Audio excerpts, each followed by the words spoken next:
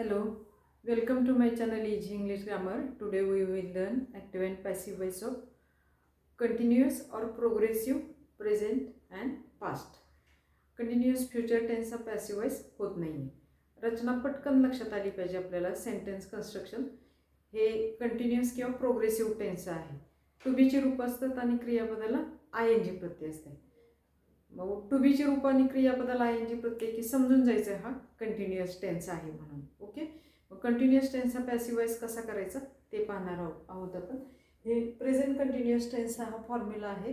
वाक्यरचना कशी असते तर सब्जेक्ट टू बीचं रूप आणि क्रियापदाला आय एन जी प्रत्यय, त्यानंतर ऑब्जेक्ट आणि remaining part of the sentence. जेव्हा त्याचा पॅसिव्ह वॉइस करतो तेव्हा आपण सब्जेक्टचा ऑब्जेक्ट होतो. टू बीचं रूप आहेच, फक्त आपल्याला इथं ॲडिशन काय वापरायचं आहे तर बीचं बीइंग हे रूप आपल्याला वापरायचं आहे. ओके, त्यानंतर क्रियापदाचं पास्ट पार्टिसिपल, सब्जेक्टिव्ह केस असेल तर ऑब्जेक्टिव्ह केस, त्यापूर्वी बाय आणि remaining part of the sentence. हे बाकीचे जे कॉमन रूल्स आहेत ते सर्व टेन्सेसना सारखेच आहेत. Okay, sentence the company is hiring new employees. Is am is are, क्रियापदाला आय एन जी प्रत्यय, समजून जायचं present continuous or present progressive tense. Active voice का तर सब्जेक्ट टू बीचं रूप, क्रियापदाला आय एन जी प्रत्यय आणि object. Make it passive voice. ऑब्जेक्टने आपल्याला वाक्याला सुरुवात करायची. The company is hiring, hire करायचे. काय हायर करायचे तर न्यू एम्प्लॉईज. न्यू एम्प्लॉईज हे काय झालं आपलं ऑब्जेक्ट झालं. New employees.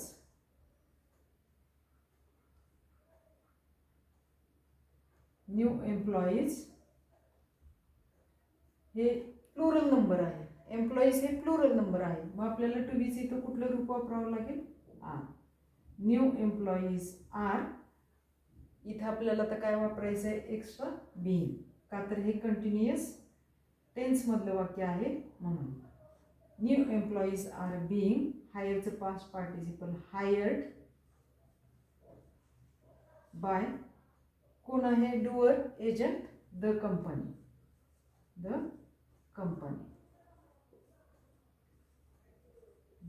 Company. Okay, next sentence.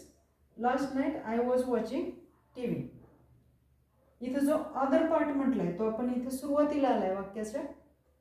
काही फरक पडत नाहीये जरी सुरुवातीला आला आणि नंतर आला तरी.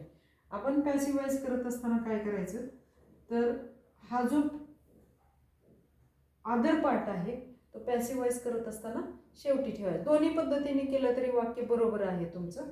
फॉर एक्झाम्पल आपण अगोदर हा जो जादाचा पार्ट आहे तो शेवटी ठेवूया. Okay, I was watching T V.